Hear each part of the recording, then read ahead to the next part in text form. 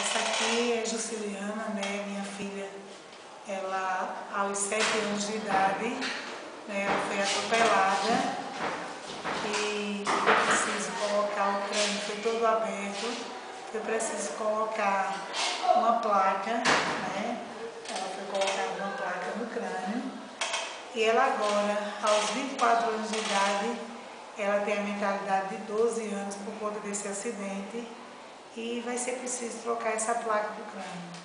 Como eu me encontro sem condições financeiras para que ela possa ir a São Paulo, eu estou fazendo uma campanha nas escolas municipais, estaduais, né, pedindo ajuda dos bancos, do comércio, para que ela agora em abril viaje a São Paulo para fazer essas 2 cirurgias. Ela também vai tirar um coágulo no cérebro, que está prejudicando muito ela, né? E eu espero que faça o apelo como mãe, que através desse vídeo a gente consiga pela internet com as pessoas que têm boa vontade, que queiram ajudar a Jusciliana com alguma contribuição, vai estar o número da conta e que vocês possam me ajudar, a mim e a ela. Eu agradeço a todos, que Deus abençoe vocês.